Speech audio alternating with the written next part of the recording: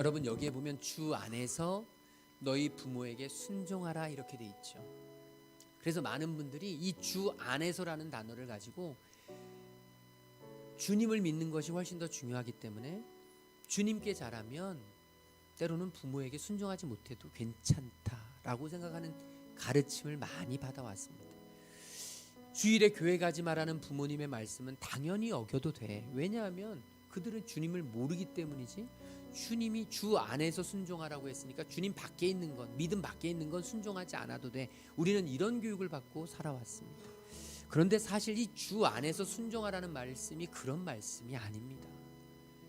물론 주일을 예배를 드리지 말고 우리 놀러 가자라고 하는 부모님의 말씀 순종하지 않는 건 옳습니다. 그런데요, 주님은 우리에게 이렇게 말씀하십니다.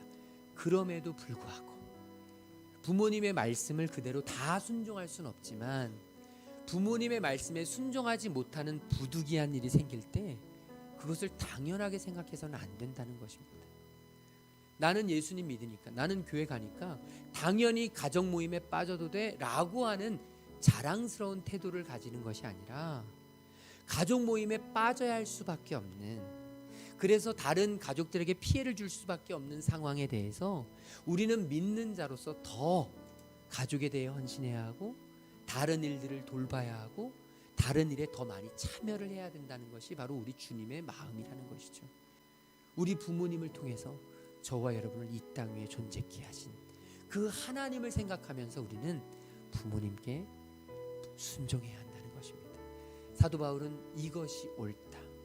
부모님을 공경한다는 것은 내가 원하든 원치 않든 나의 상황이 어떠하든 그럼에도 불구하고 순종하는 것, 이것은 주님의 명령이기 때문에 오늘 저와 여러분, 우리 부모님을 순종하고 부모님의 말씀에 순종하고 부모님을 진심으로 공경할 수 있는 효자 효녀들 되시기를 주님의 이름으로 축복합니다. 그 당시에 유대인들에게 주셨던, 이스라엘 백성들에게 주셨던 하나님의 최고의 축복이 잘 되고 땅에서 장수하리라. 그런데 그때요, 유대인들 사회에서는 부모님께 잘 못하고 효도하지 않고 부모님을 공경하지 않고 부모님께 막하고 자기 마음대로 살아가는 사람들에 대해서 엄격한 처벌이 있었습니다. 그게 바로 사형입니다. 신명기 말씀에 보면 부모에게 잘못하는 자는 바로 그 자리에서 즉결 처형을 했습니다. 엄격했죠. 여러분, 그렇기 때문에 부모에게 공경하는 것, 부모를 공경하고 부모님께 순종하는 것은요, 살아남기 위한 최소한의 방편이었습니다. 오늘 저와 여러분, 우리의 삶 속에서 축복된 삶을 살기 위해서, 저와 여러분에게 참된 축복의 통로의 인생을 살기 위해서 우리가 해야 될 것이 있는데, 그게 뭐냐? 부모님께 효도하는 것입니다.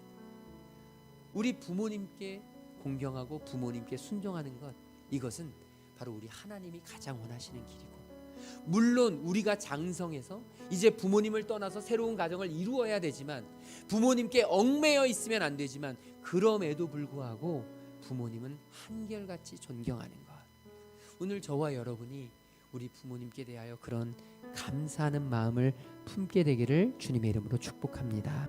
저와 여러분을 바라본 우리 부모님은요, 우리의 모습 때문에 사랑하는 게 아닙니다.